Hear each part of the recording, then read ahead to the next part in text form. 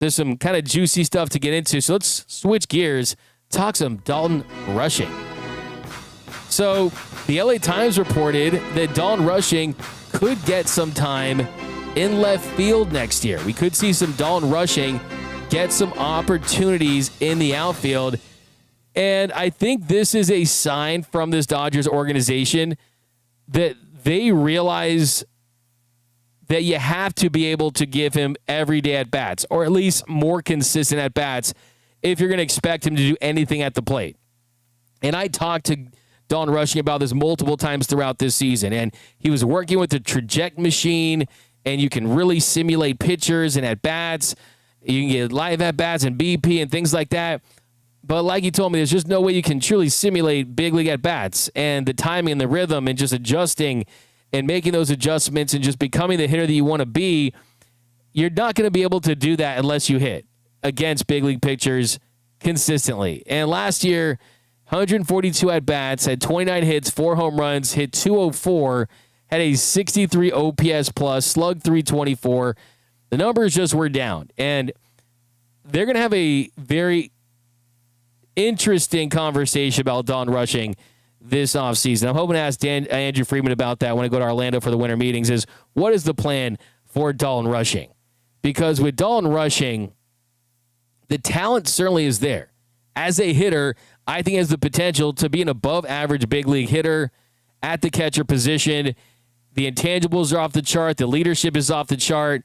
But to just think that he's going to waste away as Will Smith's backup catcher for the duration of his career, who are they kidding? Who's the organization kidding? Who's he kidding?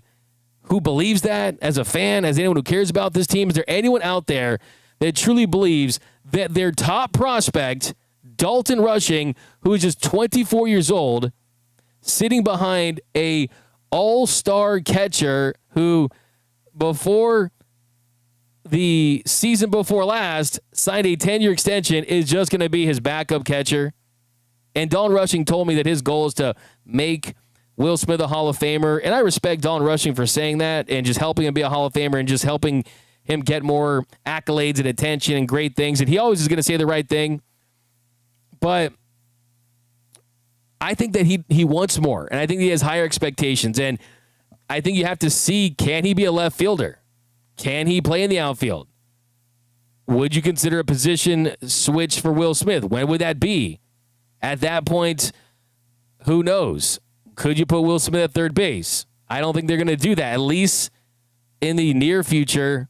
So either Dalton Rushing is trade bait, and when you look at the year he had last season, did that kind of knock the shine off of him, or would teams still view him as a top prospect, a top catching prospect? That's a conversation for these teams to have. But I think that one of the things that's on your list for the 2025 offseason heading into 2026 is, what is the plan for Dalton Rushing?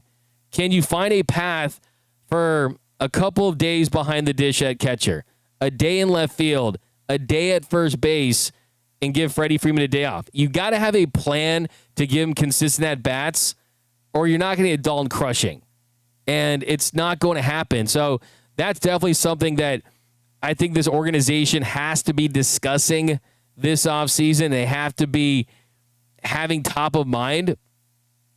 But the truth of the matter is you got to give him at bats, and you're not going to know the kind of guy that he is, the kind of hitter that he can be. And to be frank, you could just all completely stunt his development and basically throw away a lot of the big gains that he's had over the last couple of seasons if he's just not getting that ability, that opportunity. Now, another thing I want to talk about too is, let's talk about Steven Kwan.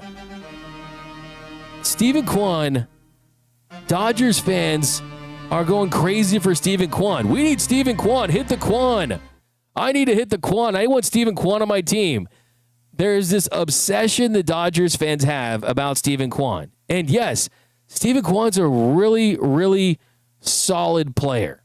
Steven Kwan is a really good defender in left field. Steven Kwan does not strike out much. Doesn't strike out much at all. He's one of the best in the game at it. Steven Kwan has one of the best outfield arms in left field, if not the best outfield arm in left field in all of Major League Baseball. Steven Kwan certainly can do a lot of things elite. He's a contact hitter, does not swing and miss, does not strike out, does not chase. He can square up baseballs. Also, he does not hit the ball hard. When I say he doesn't hit the ball hard, I mean he's one of the worst in all of Major League Baseball when it comes to hitting the ball hard. He's in the 1 percentile with an average exit velo at 63.7 miles per hour. Might as well take a paper towel roll and try to hit a baseball with the kind of hard hit rate that he has. He's not a plus runner. He's a below average runner. His pros are he's got an elite arm. He's got good range in left. And he can hit for contact. He's 5'8", 178 pounds. But here's the thing. He would, one, cost you some top prospects because he's an all-star. He's under a couple more years of team control. Wouldn't have to empty the farm for him or anything like that. But people are out there acting like this guy is the superior hitter. He was a below-average hitter last year.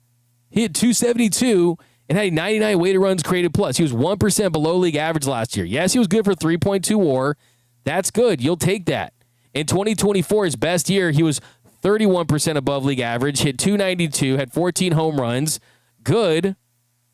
Not elite, not great. But here's the issue I have with Steven Kwan. If you trade for him, he's not a center fielder. If you trade for him, if you put him in right field, he graded out as a below average defensive right fielder. So if you trade for Steven Kwan, he's your left fielder. And then what does that mean for Teoscar Hernández? If you're going to trade for Steven Kwan, I hope you have a team lined up to trade for Teoscar Hernández, and maybe you'll have to absorb some of that money so he can be a DH for another team, because the idea of a aging version of Teoscar Hernández back in right field when he was already statistically by every single metric one of the least productive and worst performing defensive right fielders in the game makes absolutely no sense. Teoscar Hernández needs to be in left field. And if you traded for Steven Kwan, he's in left field and you're not moving him around. And Dave Roberts even said towards the end of last season, even though Teoscar stayed in right, Dave said that putting him in left was definitely something they were considering. So wait a minute. The Dodgers are really going to trade for a guy that is completely locked into an outfield spot? Maybe they will. Maybe they like the contact. Maybe they like the fact that he brings a different element to this offense. I'm sure that's what they like about him. Bat to ball. They're going to want to trade guys. And when you trade guys, then that certainly is kind of the plan. But I'm just not sold on Steven Kwan. I'm really not. If I'm the Dodgers and I'm looking to make a trade, which I certainly think they will make a trade this offseason. I think that the biggest move the Dodgers could make this offseason probably should be a trade. Because if it's not a trade, then the biggest move you're going to make, Kyle Tucker, unlikely. Edwin Diaz, there's a possibility there. Not ruling out completely. They would have to pay up massively for a reliever for a second straight year. He's still really good. I'd be in on Edwin Diaz. I really would. And then past that, Cody Bellinger would be a big signing. But their big trades could be Tarek Skubal. And their other big trade could be that you go and get a Byron Buxton, or you go and get a Jarren Duran,